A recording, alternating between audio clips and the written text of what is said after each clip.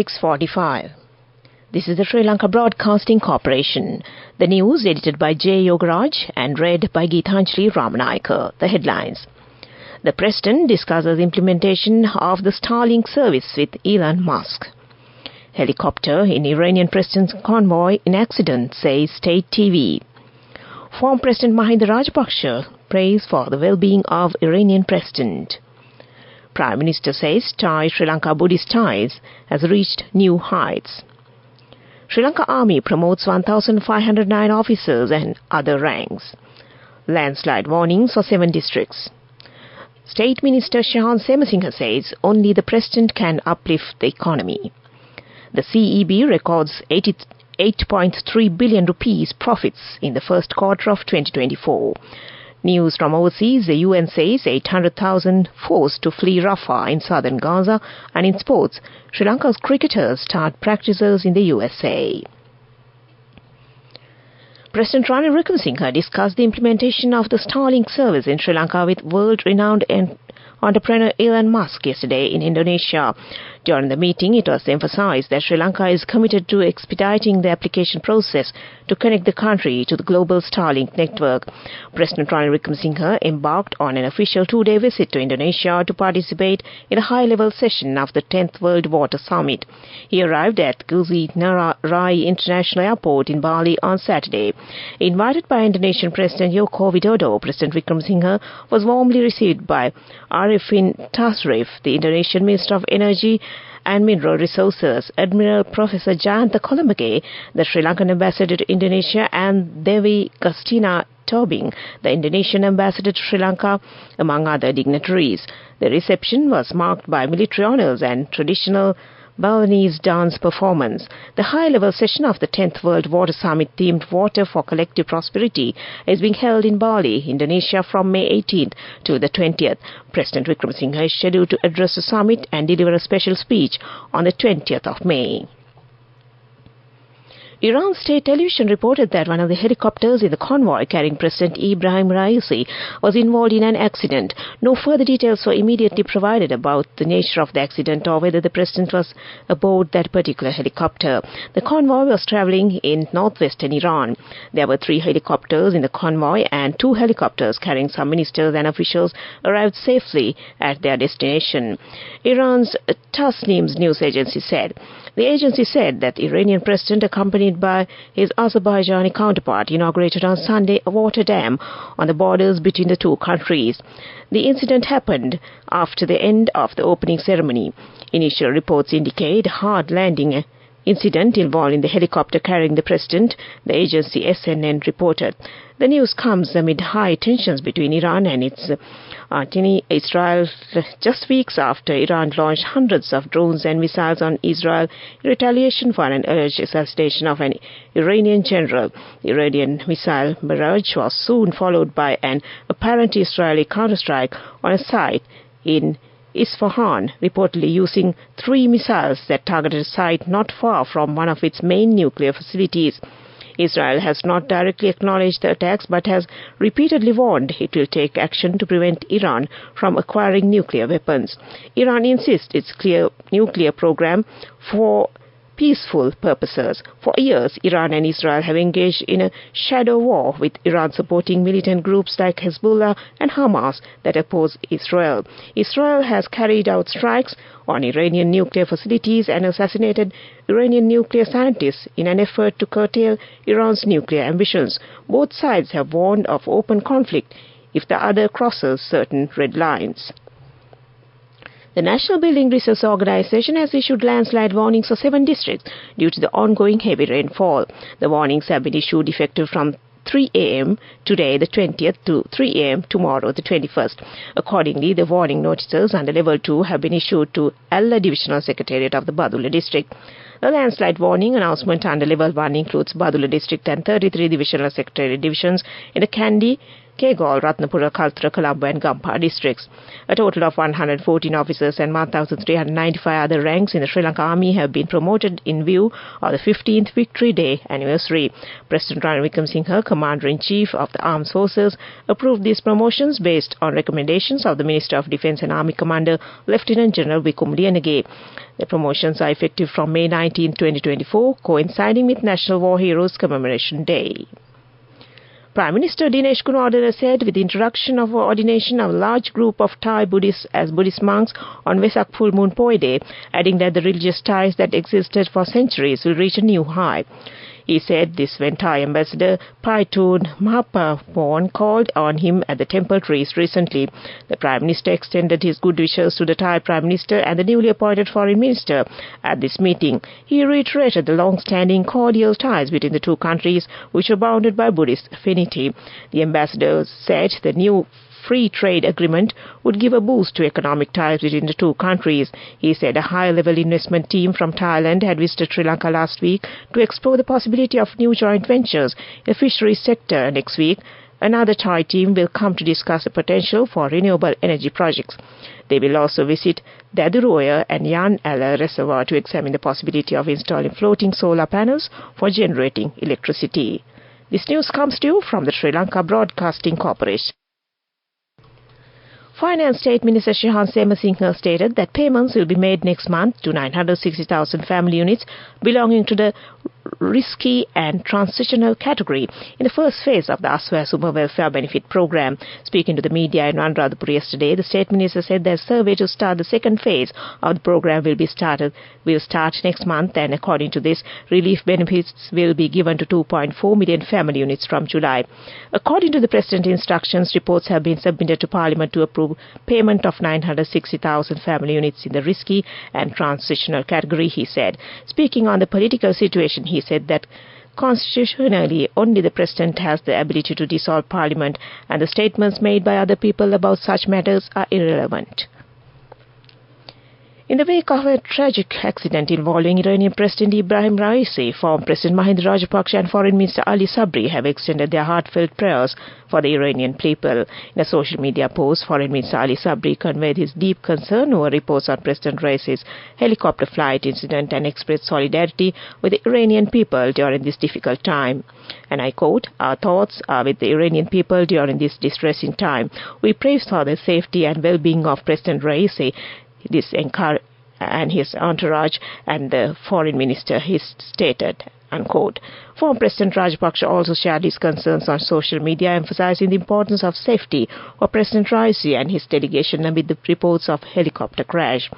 And I quote, "My thoughts are with the people of Iran at this time, and I pray for the safety of the Iranian president and his delegation," he wrote, unquote. And that ends local news for now. The main news story is brought to you by Sinhala Mahatmya.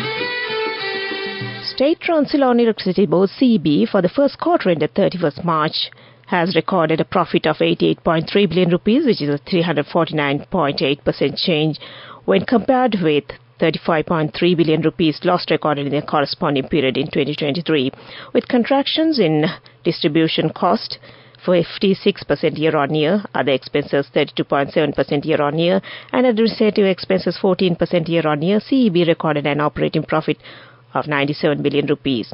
This is a 608% change when compared to the 19.2 billion rupee operating loss recorded in the first quarter 2023, while proceeds of interest-bearing loans and borrowings recorded 4.8 billion rupees. Repayments of interest-bearing loans and borrowings were 7.8 billion rupees for the first quarter of 2024 period, and that was the main news story.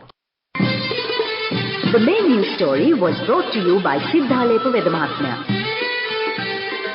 In Watchlight this morning, despite recent dip in infections, ongoing showers are likely to drive rise in dengue cases, health officials predicted. Speaking to the Daily Media, Dr. Sudat Samravira, the Director of National Dengue Control Unit, said local authorities and health organizations continue to work tirelessly to combat the spread of dengue.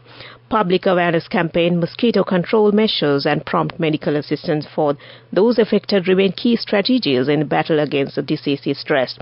As several parts of Sri Lanka have experienced significant rainfall for the past few days, health officials urge people to keep their surroundings clean and destroy mosquito breeding places in order to keep dengue at bay.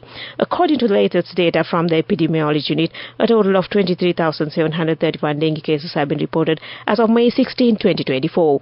The Colombo district, with 5,057 cases, has been the highest number of infections. Among the provinces, the Western Province topped the list with 8,515 reported cases, and that came to you in Watchlight. Moving on to world news, the headlines first.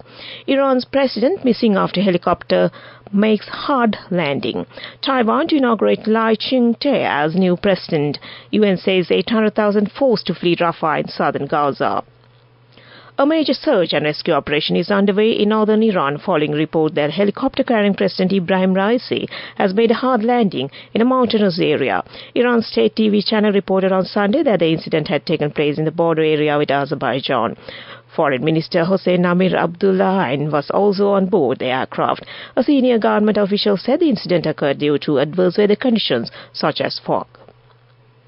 Taiwan is to inaugurate Lai Ching-te as its new president on Monday. The world is closely watching what he will say in his inaugural speech about cross-strait ties as China sees him as Taiwan independent separatist.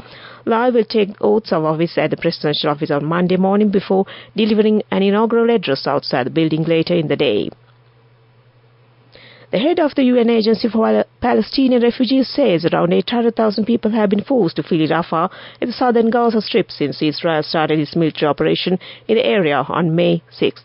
UNRWA Commissioner General Philippe Razzarini wrote on social media on Saturday that the evacuees do not have safe water supplies or sanitation facilities. He warned that any other escalation in fighting will only wreak more havoc on civilians. And back to the headlines of the world news. Iran president missing after helicopter makes hard landing. Taiwan to inaugurate Lai Ching-te as new president.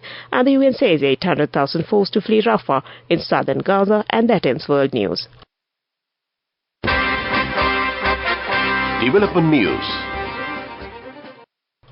After the successful completion of its winter schedule in Sri Lanka on May 17, Swiss International Airlines operated by Edelweiss will resume operational bags in Colombo in first week of November 2024.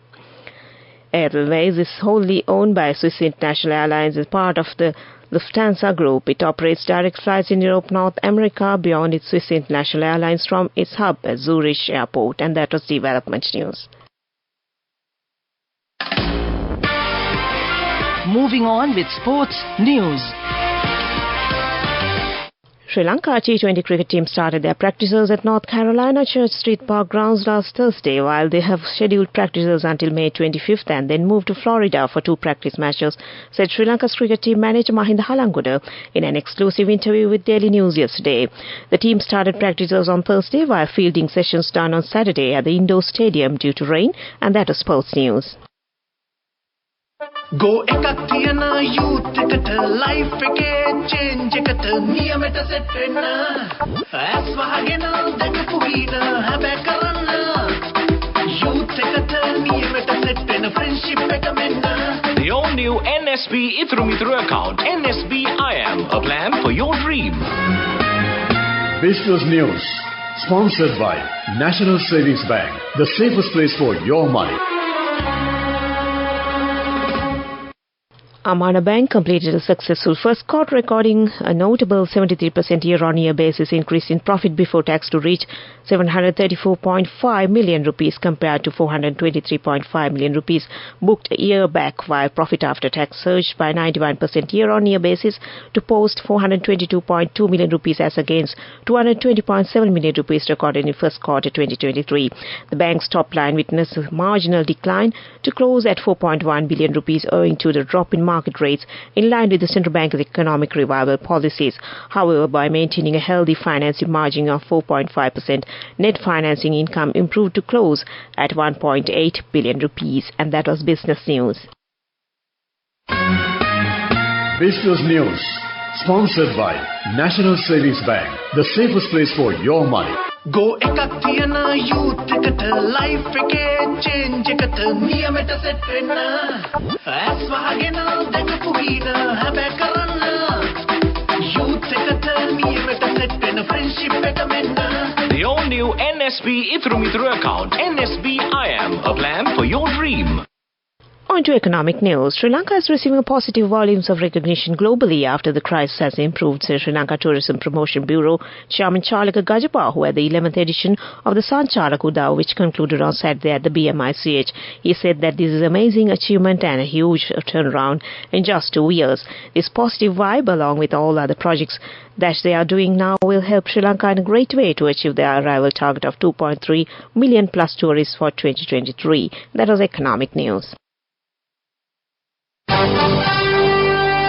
Weather report. The Met Department says due to southwest monsoon conditions gradually establishing across the island, prevailing showery and windy conditions will continue further.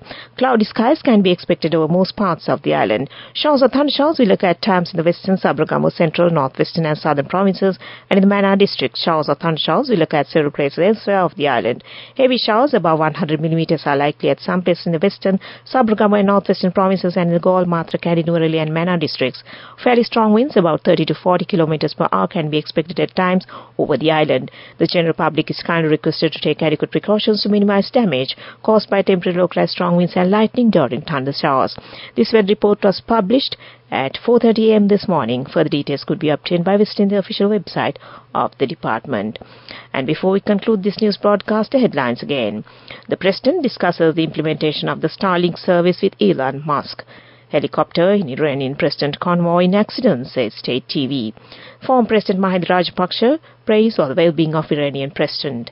The Prime Minister says Thai-Sri Lanka Buddhist ties has reached new heights. And Sri Lanka Army promotes 1,509 officers and other ranks. Landslide warnings for 7 districts. State Minister Shan Semasinga says only the President can uplift the economy. The CEB records 88.3 billion rupees profits in first quarter 2024. News overseas, UN says 800,000 forced to flee Rafah in southern Gaza, and in sports, Sri Lanka's cricketers start practices in the USA. And with that, we end this news broadcast from the Sri Lanka Broadcasting Corporation. And it's over to Sharifa Tahir on the other side. Good morning, Sharifa, and it's over to you.